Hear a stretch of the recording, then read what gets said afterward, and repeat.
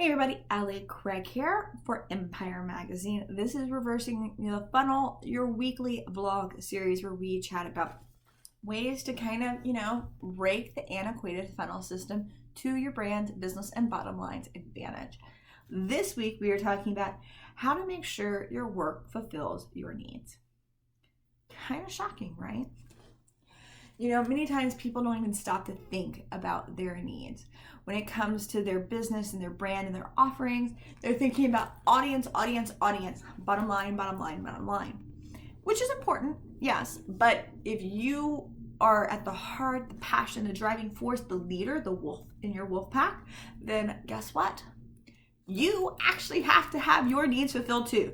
It is the airline's way of saying, put your own oxygen mask on first before you help the person to the left or right of you. It's a good thing.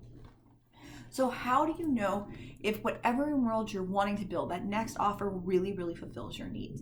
And fulfills your needs not just financially, of course, but also fulfills the logistical needs of what do you like to do?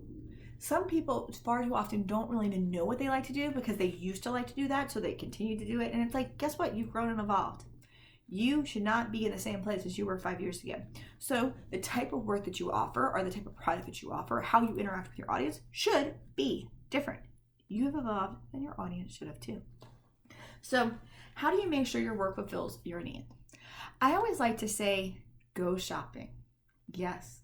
Here's an amazing excuse, guys, to go shopping.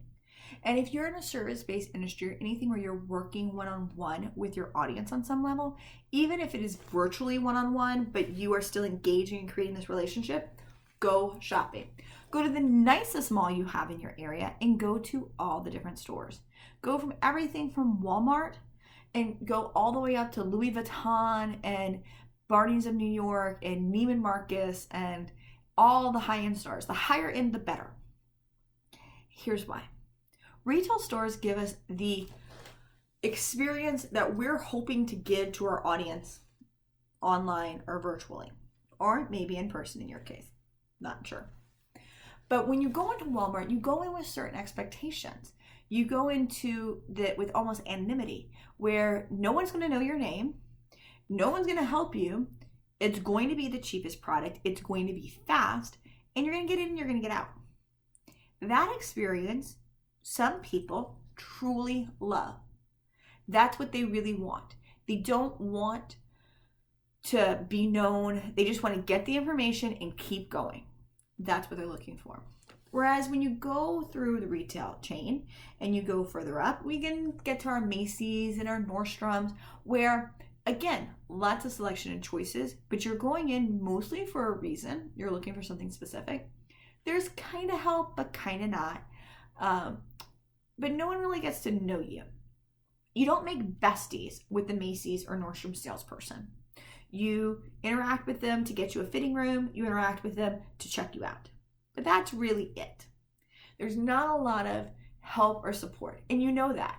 You know you're kind of on your own. You have to be clear and you have to be able to communicate with the salesperson.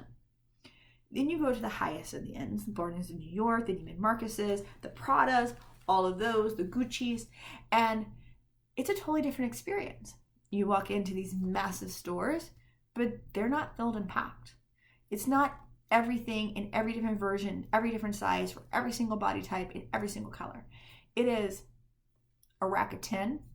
It's all black, or it's all white, or it's all pink.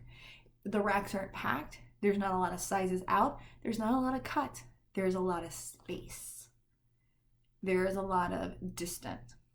And though the salespeople are there to help you, they do get to know you. And they offer you champagne and wine.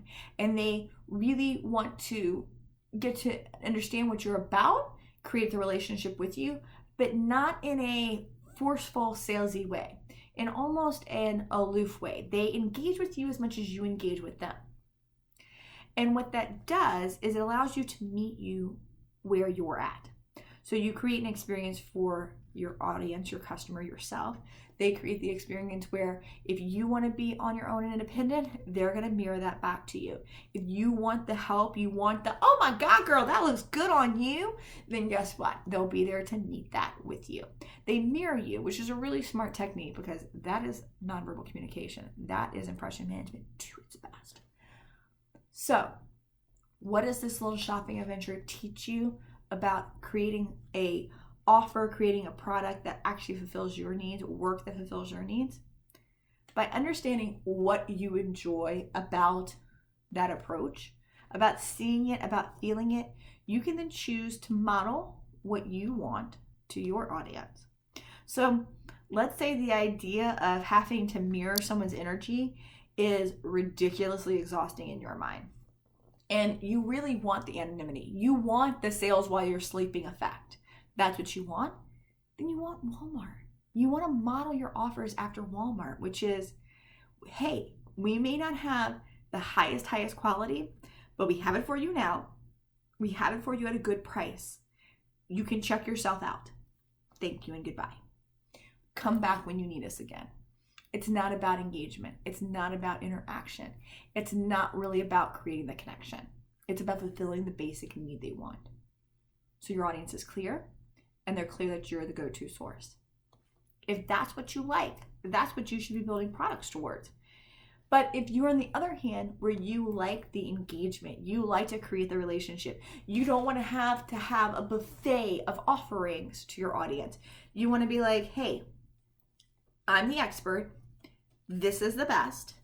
I'm only going to bring you the best. And you are going to love it, and I know it.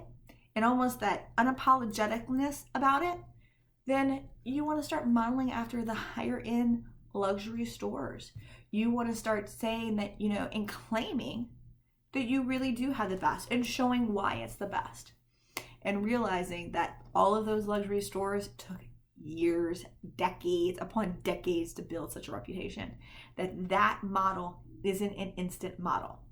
That's the model that's going to give you a long-term successful brand.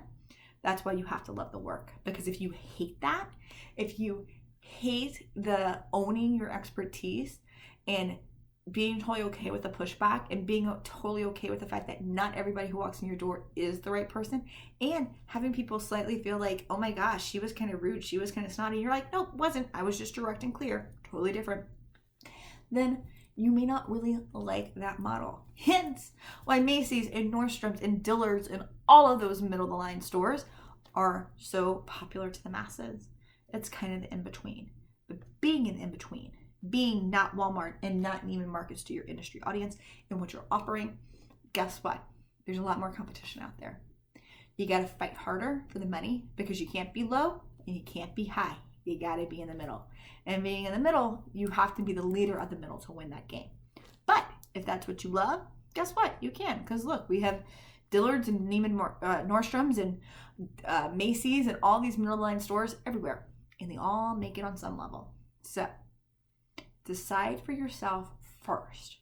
What is it about the work that you love? And make sure that every single offer you put out there, every single product you put out there, fulfills your love first. Put your oxygen mask on first. That way you can actually help your audience.